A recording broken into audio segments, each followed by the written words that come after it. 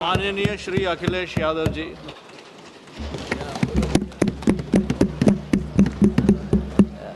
सभापति जी, मैं आपका धन्यवाद देता हूं कि इस महत्वपूर्ण विषय पे मुझे बोलने का आपने अवसर दिया, मौका दिया है। मैं सबसे पहले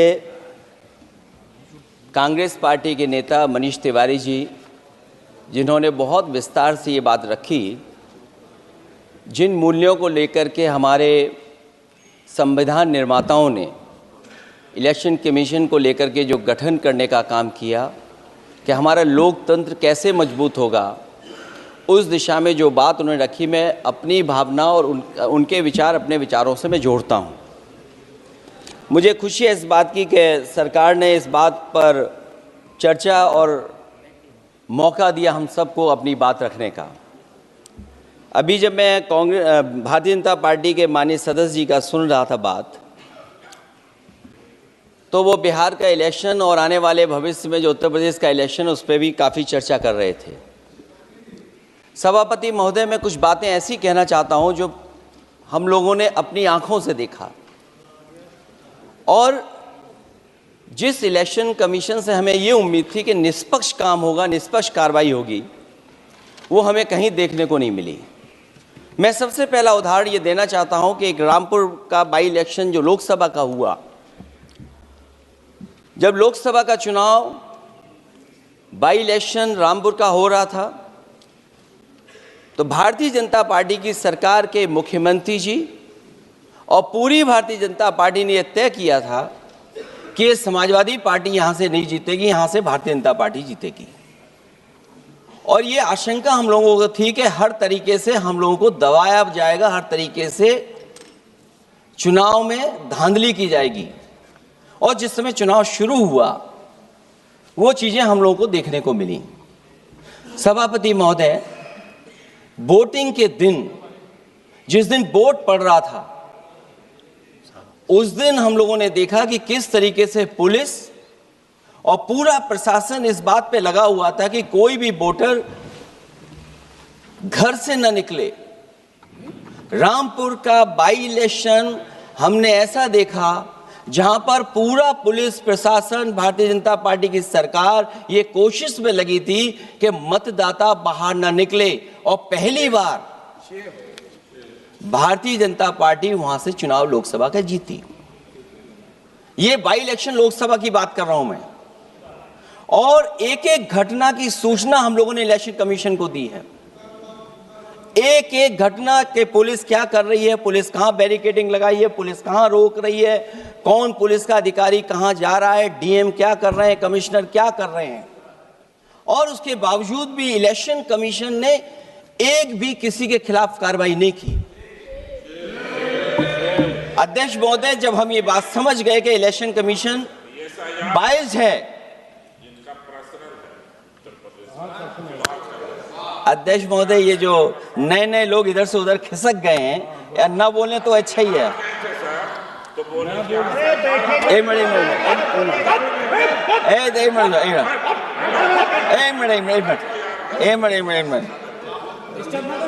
अध्यक्ष महोदय, पर अध्यक्ष महोदय, मेरा ये आग्रह है अखिलेश जी से। अध्यक्ष महोदय ये कुछ जानते नहीं है। अध्यक्ष महोदय, माननीय सदस्य कुछ जानते नहीं है, ये ना पढ़े लिखे हैं ना कुछ जानकारी रखते हैं। ये मैं ये कह रहा हूं, मैं ये बात इसलिए कह रहा हूं, ये अनपढ़ इसलिए हैं। अध्यक्ष महोदय, मैं ये बात इसलिए कह रहा हूं कि जो जो घटनाएं मैं बता रहा हूं, मैंने एक एक घटना इलेक्शन कमीशन को टैग किया है, एक एक वीडियो इलेक्शन कमीशन को दिया है, एक एक पत्र लिखा है इलेक्शन कमीशन को। अगर एक भी कार्रवाई की हो तो मुझे बता दें, अगर ये जानते हो। और दूसरा, मैं अध्यक्ष महोदय, मैं दूसरा बताना चाहता हूं आपको। अध्यक्ष महोदय, चुनाव जीते जाते हैं, हारे जाते हैं। कभी कोई चुनाव जीतता है, कभी कोई चुनाव जीतता है। एक समय था जब हम लोग कांग्रेस पार्टी से लड़ते थे, और एक समय आ गया कि जब हम आपसे लड़ रहे हैं। चुनाव कभी ये जीतते हैं, कभी वो जीतते हैं, कभी मैं जीतता हूं। एक समय था अध्यक्ष महोदय, मैं 5 लोकसभा का सांसद था यहां। इस बार हम लोग भारतीय जनता पार्टी को दूसरे नंबर करके सबसे 1 नंबर पे समाजवादी पार्टी आई। और अध्यक्ष महोदय, ये जहां से आपने कम्युनल पॉलिटिक्स शुरू की थी, जहां से आपने कम्युनल माहौल बनाया था देश में, उस अयोध्या से अगर कोई जीता है तो हमारे समाजवादी पार्टी के अवधेश जी जीत करके आए हैं। ये चुनाव जीते जाते हैं, हारे जाते हैं, लेकिन जिस संस्था की जिम्मेदारी निष्पक्ष रहना, वो आखिरकार संस्था निष्पक्ष क्यों नहीं है, सवाल ये है। और सवाल मैं यहां से उठाता हूं बाई इलेक्शन का। मैं 3 बाई इलेक्शन का उदाहरण देना चाहता हूं आपसे अध्यक्ष महोदय। नहीं, बाई इलेक्शन पर चर्चा नहीं हो रही। नहीं, मैं जब तक आप अध्यक्ष महोदय चीज जानोगे नहीं, अगर मैं एग्जांपल नहीं दूंगा कि इलेक्शन कमीशन क्या कर रहा है, तो अब मैं रिफॉर्म क्या मांग करूंगा। अध्यक्ष महोदय, जब तक मैं घटना नहीं बताऊंगा, मैं पहला बाई इलेक्शन बताना चाहता हूं। ओके, मानिए आपका नंबर आ गया। अगर आप रिफॉर्म पे बात कर रहे हैं तो आपको घटनाएं क्या हुई वो बात तो करनी पड़ेगी। अध्यक्ष महोदय, मैं बाई इलेक्शन मिल्कीपुर की बात करना चाहता हूं। बाई इलेक्शन मिल्कीपुर जो अयोध्या क्षेत्र में आता है, इलेक्शन कमीशन को हम लोगों ने शिकायतें की, यहां धांधली होने जा रही है, चुनाव को हराया जाएगा। वहां की सरकार ने मिलकर के किस अधिकारी को पोस्ट करना है, किसको प्रिसाइडिंग ऑफिसर बनाना है, और हम लोगों ने रंगे हाथ पकड़ा लोगों को। एक व्यक्ति को पकड़ा, वो 6 वोट के डाल के आ रहे थे। एक व्यक्ति को पकड़ा जो दूसरी विधानसभा से थे। एक मंत्री जी भाग गए जो हजारों लोगों को लेकर के उस विधानसभा में आए हुए थे। तो ये बातें मैं इसलिए बता रहा हूं कि अगर हमें रिफॉर्म करना है तो रिफॉर्म तभी संभव है जब हमारा इलेक्शन कमीशन निष्पक्ष होगा। इसलिए अध्यक्ष महोदय, मैं कांग्रेस पार्टी के सुझाव से सहमत हूं कि पहला सुझाव उन्होंने दिया है, और हम समाजवादी पार्टी के लोग भी ये मानते हैं कि जो इलेक्शन कमीशन के अपॉइंटमेंट का जो तरीका है वो तरीका बदला जाए। वो कम से कम ऐसा हो, पारदर्शी हो, निष्पक्ष हो, दिखे कि हमारी भी कुछ भागीदारी है। क्योंकि जो व्यवस्था पहले थी उस व्यवस्था को अगर बदलने का काम किसी ने किया तो भारतीय जनता पार्टी ने किया है। इस व्यवस्था को बदलने का जो सुझाव कांग्रेस पार्टी की तरफ से है उस सुझाव से हम सहमत हैं। दूसरा सुझाव जो कांग्रेस पार्टी ने दिया है, थोड़े दिनों बाद सुधार आया है कांग्रेस में, इसके लिए हम उनको धन्यवाद और बधाई देते हैं।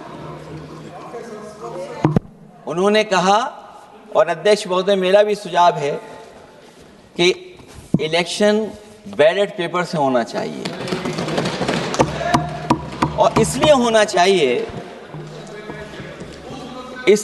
चाहिए कि बहुत प्रश्न लग रहे हैं, बहुत उंगली उठ रही है, इलेक्ट्रॉनिक चीजों पे बहुत सवाल खड़े हो रहे हैं, और केवल भारत के अंदर लोकतंत्र में नहीं, दुनिया के लोकतंत्र में। और ये जो लोग कुछ कह रहे हैं इलेक्ट्रॉनिक की बात और टेक्नोलॉजी की बात कर रहे हैं, मैं उनसे कहना चाहता हूं कि भारत और जर्मनी की तुलना कर लें, भारत और अमेरिका की तुलना कर लें, भारत की और जापान की तुलना कर लें, हम कहां खड़े हैं। अगर वो संपन्न देश जो टेक्नोलॉजी में हमसे कई गुना आगे हैं, अगर वो स्वीकार नहीं कर रहे ईवीएम, तो आखिरकार हम ईवीएम को क्यों स्वीकार कर रहे हैं। अगर उन देशों में लोकतंत्र है और बैलेट से वोट पड़ रहा है, तो यहाँ पर भी बैलेट से वोट पड़ना चाहिए। और जो मेरी जानकारी जहाँ तक पहुँचती और जानकारी है मुझे, वो जानकारी ये कहती है कि जर्मनी में अगर आप ईवीएम से वोट डालेंगे तो वो अनकॉन्स्टिट्यूशनल माना जाएगा। सोचो, जर्मनी जैसा देश बैलेट पेपर से वोट डलवा रहा है, तो आखिर भारत जैसा देश हम बैलेट पे क्यों नहीं जा रहे हैं। जो रिफॉर्म की बात आई है, सबसे पहला सवाल यही है कि रिफॉर्म का मतलब क्या होता है। जब कोई चीज अपने मूल रूप स्वरूप में होती है तो उसे फॉर्म कहते हैं।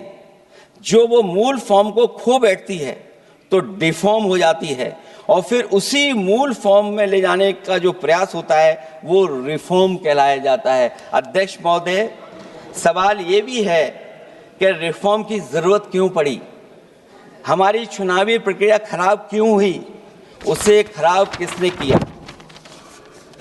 किसी भी चीज के खराब होने के 2 कारण होते हैं। एक ये कि उसे बाहरी लोगों ने खराब किया, और एक ये कि उसके अंदर से ही किसी ने खराब किया या किसी ने अपने स्वार्थ के लिए करवाया। तो अध्यक्ष महोदय, आज ये अजीब हालत है कि बाहर से ज्यादा चुनावी प्रक्रिया अंदर से खराब हुई है।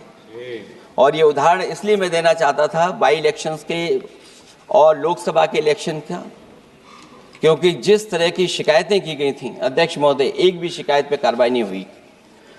एक और मैं उदाहरण देना चाहता हूं,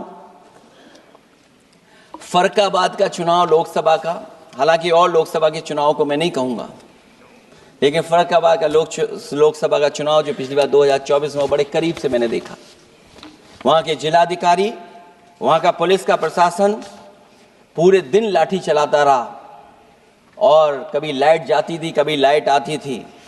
जब हम लोगों ने जानकारी करने की कोशिश की कि आखिरकार क्यों हो रहा है, तो पता लगा कि उन्हें रिजल्ट बदलना है। तो उत्तर प्रदेश का इस तरह एक रिजल्ट नहीं बदला गया, कई जगह रिजल्ट बदला गया। हम इलेक्शन कमीशन के सामने खड़े रह गए कि इलेक्शन कमीशन को बताते रहे कि धांधली हो रही है, लेकिन इलेक्शन कमीशन ने कोई सुनवाई नहीं की। ये केवल लोकसभा में नहीं, मैं फिर लौट करके आता हूं, जितने भी बाई इलेक्शन हुए हैं वहां पर वोट चोरी अध्यक्ष नहीं हुई, वोट डकैती हुई है। और मैं फिर कहता हूं, जहां जहां आप लोग जीते हो बाई इलेक्शन में, अभी 27 भी आने वाला है, अगर एक भी लोग वो जो विधानसभा आप जीत करके दिखा देना, मैं on the floor of house कह रहा हूं अध्यक्ष महोदय, अगर निष्पक्ष चुनाव होगा तो एक भी भारतीय जनता पार्टी वहां पर सीट नहीं जीतने वाली है। दूसरा कि जो समय समय पर पैसा आ जाता है अकाउंट में, ये लोकतंत्र को सबसे ज्यादा कमजोर कर रहा है। 10,000 बिहार में बांट दिए। अभी सुना है कि बहुत सारी महिलाओं ने कई जिलों में आंदोलन किया है, वो 10,000 के वादे से मुकर रहे हैं लोग। और मुझे याद है कि जिस समय उत्तर प्रदेश में मैं फ्री मोबाइल देने जा रहा था, कैबिनेट से मैंने पॉलिसी पास की थी, लेकिन यही बीजेपी के लोग चिल्ला चिल्ला करके उसको कह रहे थे कि चुनाव को इन्फ्लुएंस करने के लिए ये पॉलिसी लेकर के आए हैं, ये बांटने जा रहे हैं, और उसको रोक लगवाने का काम इलेक्शन कमीशन से किसी ने किया था, तो वो भारतीय जनता पार्टी थी। तो एक तरफ तो अपना पैसा दे रहे हैं आप, दूसरी तरफ कोई जनता के लिए अगर कोई पॉलिसी लेकर के आ रहा है उसको रोकना चाहते हैं। ये भेदभाव अगर किसी ने देखा है तो हम लोगों ने देखा है। फिर तीसरा, हम चाहते हैं कि मीडिया का जो रोल है चुनाव में, कुछ बात हम लोगों को समझ में नहीं आती। हमारे जो गरीब मतदाता हैं वो कभी कभी अध्यक्ष महोदय हमसे पूछते हैं कि आप तो टीवी पे आते हैं और चले जाते हैं, कुछ लोग टीवी पे आते हैं फिर जाते ही नहीं हैं, ये कारण क्या है? अगर इलेक्शन के समय पर हम पॉलिटिकल पार्टीज को स्पेस अगर बराबर नहीं मिलेगा तो शायद चुनाव निष्पक्ष नहीं होंगे। इसलिए अध्यक्ष महोदय, आपके माध्यम से मेरा सुझाव ये भी है कि चाहे वो प्राइवेट हो चाहे सरकारी हो, मीडिया में बराबर का कहीं ना कहीं हम लोगों को भी स्पेस मिलना चाहिए। इधर एक नई चीज है, नया जमाना है, तो नई चीज है सोशल मीडिया। पहली बार देखने को मिल रहा है कि जहां पर इमेज बनाने के लिए पैसा नहीं खर्च किया जा रहा अध्यक्ष महोदय, दूसरे की इमेज कैसे खराब की जाए उसके लिए पैसा खर्च किया जाता है।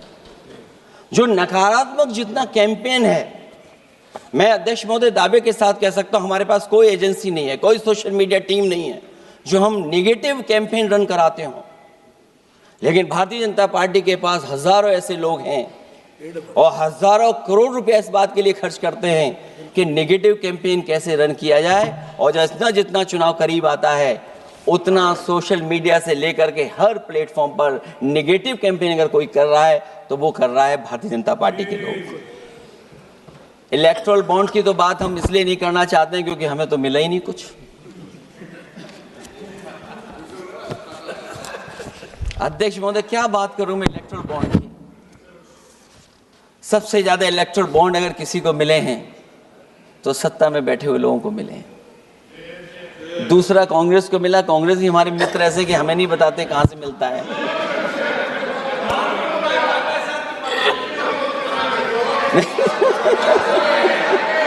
अध्यक्ष महोदय, सबसे ज्यादा चुनावी खर्चा इनके पास, दूसरा खर्चा इनके पास, हम लोगों का भी तो कोई ख्याल रखे अध्यक्ष महोदय,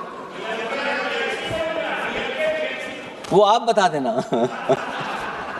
तो ये जो इलेक्ट्रॉन बॉन्ड वाला जो खेल है अध्यक्ष महोदय, ये तो दिखाई देने वाला खेल है। उसमें सोचिए कहां हम लोग टिकेंगे, कहां रीजनल पार्टीज टिकेंगी। इसलिए अगर ये तरीका चुनाव होगा, खर्चा कैसे कम हो, इस पे भी इलेक्शन कमीशन को सोचना चाहिए कि ये खर्चा कैसे कम किया जाए। जहां तक एसआईआर की बात है, जो एसआईआर यूपी में चल रही है, अभी तक 10 लोगों की जान जा चुकी है। बीएलओ जो गांव-गांव जाने की और गली-गली जाने के लिए जिनको काम मिला है, उसमें लगभग 10 लोगों की जान जा चुकी है। 9 लोगों की हमारे पास सूची है। मुरादाबाद में बीएलओ सर्वेश सिंह ने फांसी लगा ली, उन पर काम का बोझ था। 29 नवंबर में बिजनौर में बीएलओ शोभा रानी को हार्ट अटैक हो गया। 29 नवंबर देवरिया लेखपाल आशीष कुमार ड्यूटी के दौरान तबीयत बिगड़ी और फिर उनके बाद मृत्यु हो गई। फतेहपुर में लेखपाल सुधीर कुमार ने शादी के एक दिन पहले फांसी लगा ली। और इस परिवार से तो मैं खुद मिला था जाकर के। अध्यक्ष महोदय, जब परिवार के लोगों से बातचीत हुई तो उन्हें ये बताया उन्होंने कि इतना काम का बोझ था उनके ऊपर, अधिकारी इतना दबाव बना रहे थे कि वो क्या करते। और जो इलेक्शन कमीशन ने अध्यक्ष महोदय कहा कि हम ट्रेनिंग देंगे बीएलओ को, मैं ये दावा कर सकता हूं कि उत्तर प्रदेश के बहुत कम बीएलओ को ट्रेनिंग मिली होगी। और यहां मैं कह सकता हूं कि एक भी बीएलओ को ट्रेनिंग नहीं दी गई जो देनी चाहिए थी। और जो बीएलओ लगाए गए हैं, उनका पूरा परिवार लगा हुआ है कि कैसे भी अपने बीएलओ जो परिवार के सदस्य हैं उनकी मदद पहुंचाएं। महिला है, वो फॉर्म नहीं भर सकती, कई बार उसके परिवार के सदस्य लगे हुए हैं कि कैसे फॉर्म भरवाएं हम उनका। तो 9 लोगों की जान गई है। हमने अपनी पार्टी की तरफ से तो 2 लाख रुपए की मदद की है। हमारी मांग होगी कि चुनाव आयोग और इस लोकतंत्र को मजबूत करने के लिए जो मदद होनी चाहिए 1 करोड़, और उनको सरकारी नौकरी मिलनी चाहिए। धांधली कैसे होती है, चुनाव होने से पहले ही वोट कट जाते हैं। हमारे राजीव राय जी बैठे होंगे माननीय सदस्य, वो किताब लाए हैं कि नहीं लाए हैं? चुनाव घोषित नहीं हुआ वहां पर, लेकिन सरकार के लोगों ने मिलकर के वोट पहले ही काट दिया। अध्यक्ष महोदय, वहीं से दिखा दो, ये लिस्ट है। अगर एक भी इसमें गलत हो तो बता दीजिए, एक भी गलत हो अध्यक्ष महोदय। चुनाव हुआ नहीं, उससे पहले इलेक्शन कमीशन ने वोट काट दिए। और कितने वोट काटे हैं? 15,000 वोट काटे हैं। और 2027 के 22 के चुनाव में मैंने आरोप लगाया था कि इलेक्शन कमीशन ने जानबूझ करके और सरकार के लोगों ने मिल करके उत्तर प्रदेश में हर विधानसभा में वोट काटे थे और चिन्हित कर करके वोट काटे थे। और ये चिन्हित किया था कि ये समाजवादी पार्टी का वोट कौन है जिसको काटा जाए, और हजारों की संख्या में वोट काटे थे। और जब इलेक्शन कमीशन से हम लोगों ने शिकायत की तो उन्होंने एफिडेविट मांगे थे। मैंने हजारों लोगों के एफिडेविट दिए थे अध्यक्ष महोदय, और ये कहा था कि ये जिंदा थे। 17 में वोट डाला उन्होंने और 22 में जाकर के उनका वोट कट गया है। लेकिन किसी भी अधिकारी के ऊपर अभी तक इलेक्शन कमीशन ने कोई कार्रवाई नहीं की। इसलिए सुधार की ये प्रक्रिया चुनाव आयोग से ही शुरू होनी चाहिए। चुनाव आयोग को निम्नलिखित बातों का सुधार करना ही होगा अध्यक्ष महोदय।